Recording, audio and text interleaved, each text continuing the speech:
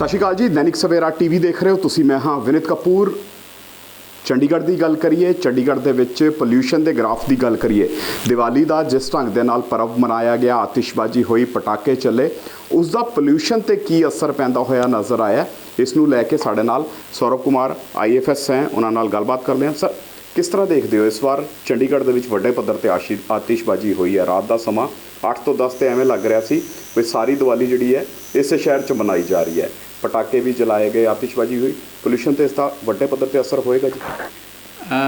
देखिए, हर वर्ष हम CPCB के तयशुदा मापदंडों के हिसाब से, गाइडलाइन के हिसाब से पूरे शहर में एयर क्वालिटी इंडेक्स के थ्रू एयर पोल्यूशन की मॉनिटरिंग करते हैं। और जो गाइडलाइन है उसके हिसाब से हमें दिवाली के दिन पूरे दिन AQI के पैमानों को देखना होता है, और साथ ही एक दिन कंट्रोल दिन हम रखते हैं। एक दिन इस बार वो 13 अक्टूबर था। 13 अक्टूबर में जो हमारे आंकड़े थे उसके हिसाब से हमारी जो एयर क्वालिटी थी वो सेटिस्फैक्ट्री से मॉडरेट कैटेगरी में थी, मतलब 200 के नीचे थी जी। जहाँ तक बात करेंगे दिवाली के दिन की, उस दिन शाम के 7 बजे तक एयर क्वालिटी जो थी वो काफ़ी हद तक सेटिस्फैक्ट्री से मॉडरेट कैटेगरी के बीच में स्टेशंस पर दिखाई दे रही थी। बट जैसा कि 8 बजे के बाद से प्रशासन ने ग्रीन क्रैकर्स को इस्तेमाल करने की अनुमति दी थी 8 से लेके 10 बजे रात तक, तो इस समय हमें काफ़ी तेज़ जो है सर्च देखने को मिला एयर क्वालिटी के नंबर्स में। काफ़ी तेज़ सर्च देखने को मिला रात के करीब 10 से 11 बजे तक, और प्राकृतिक रूप से ये जो हाई पीक थी वो नीचे भी आ गई, और सुबह सुबह होते होते ऑलमोस्ट एयर क्वालिटी जो है हमारी फिर से एक बार मॉडरेट से लेकर के मॉडरेट कैटेगरी में इस समय है। ये जो मैं आपको बताने की कोशिश कर रहा हूँ कि प्रशासन ने 8 से 10 का ही समय दिया था। बिल्कुल। तो मैं इस बात के लिए हमारे पूरे शहरवासियों के लिए, शहरवासियों की बहुत अभिनंदन करता हूं और उनका आभार व्यक्त करता हूं कि उन्होंने जो भी गाइडलाइंस थी, तयशुदा समय था, ग्रीन क्रैकर्स के इस्तेमाल का विषय था, उसको अक्षरतः फॉलो किया। 7 बजे तक एयर क्वालिटी का मॉडरेट कैटेगरी में होना इस बात का परिचायक है कि हमारे सभी भाई बंधुओं ने तब तक क्रैकर का इस्तेमाल नहीं किया, और सिर्फ 8 से 10 बजे रात तक ही किया। 8 से 10 बजे के बाद उन्होंने बंद किया, और जो कि प्राकृतिक प्रारूप अच्छा है यहाँ का, हवा अच्छी चल रही थी, टेम्परेचर अच्छा है, तो उसकी वजह से जो थोड़ा सा एयर क्वालिटी बढ़ी भी वो सुबह होते होते पूरी तरीके से नॉर्मल हो गई। और आज हम जब आप दोनों बात कर रहे हैं तो इस समय हमारी शहर की एयर क्वालिटी मॉडरेट कैटेगरी में है। अगर प्रिसाइज बताऊँ तो एयर क्वालिटी इंडेक्स इस समय CPCB के आंकड़ों के हिसाब से 148 है, जो कि मॉडरेट है, जो कि एक संतोषजनक और काफ़ी संतोषजनक आंकड़ा है in comparison to in context to Diwali next day. बिल्कुल सर, लेकिन जिस समय पटाखे जलाए जा रहे थे 10 बजे, 11 बजे, 12 बजे या उसके बाद, उस समय पोल्यूशन का ग्राफ कहाँ तक गया था? AQI लेवल जो है क्या 300, 350 पार हो गया था? देखिए, जो अगर हम 10 बजे, 8 बजे के बाद से लेकर के 11-12 बजे तक के समय में जो AQI था जी, उसको अगर हम लेते हैं स्टॉक में और पूरे दिन का एवरेज निकालते हैं तो हमारी AQI was as high as 324 and 318 318 तक पहुंच गई थी, 324 तक पहुंच गई थी, जो कि एक वेरी पुअर कैटेगरी में आता है जी। लेकिन जैसा कि मैंने आपको बताया कि फेवरेबल इन्वायरमेंटल कंडीशंस, उसकी वजह, wind direction, wind speed, and most importantly the contribution of the citizens of Chandigarh. बिल्कुल।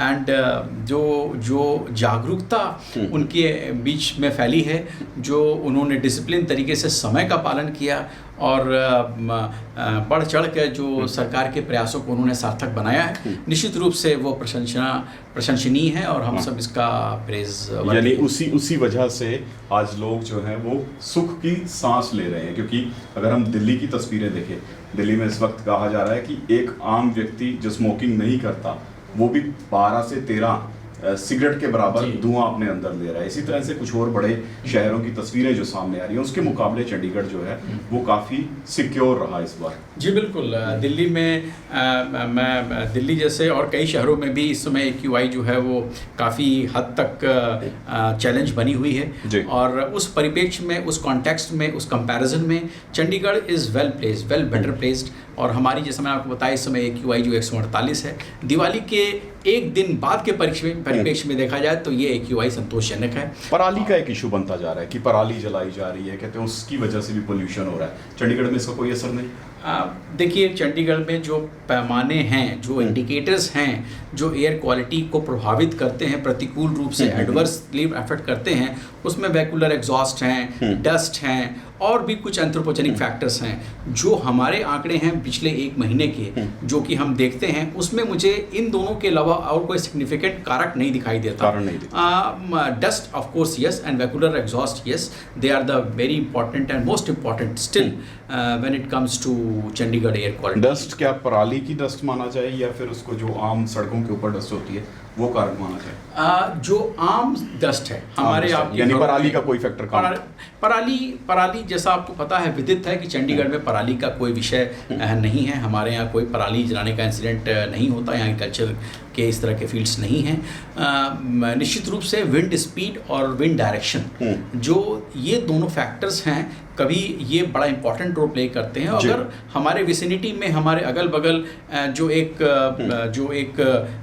एम्बिएंट एयर क्वालिटी है, उसका विंड स्पीड के कारण या विंड डायरेक्शन के कारण वो हमारी टेरिटरी से होकर ऊपर गुजरेगी, तो निश्चित रूप से हमारे AQI उसको कैप्चर करते हैं। उसको रूल आउट नहीं किया जा सकता। लेकिन ऐसा फिलहाल के समय में ऐसा कोई प्रासंगिक आंकड़ों में रुझान दिखाई नहीं देता। सर, जैसे आपके बैक साइड पे एक मैप भी लगा हुआ है चंडीगढ़ का, मैप के अकॉर्डिंग क्या ये डिस्क्राइब हो सकता है कि किस समय किस सेक्टर के अंदर सबसे ज्यादा AQI लेवल था, यानी किस सेक्टर के लोगों ने सबसे ज्यादा पटाखे जलाए? देखिए, मैं फिर ये बताने की आपको कोशिश करूंगा कि विंड जो है वो एक ओपन ट्रेजरी है, और इमटेक में सेक्टर 39 में जो AQI है रात 9-10 बजे के में करीब 319-320 था। लेकिन इसका तात्पर्य डायरेक्टली ये नहीं निकाल सकते कि सेक्टर 39 से पटाखे जले।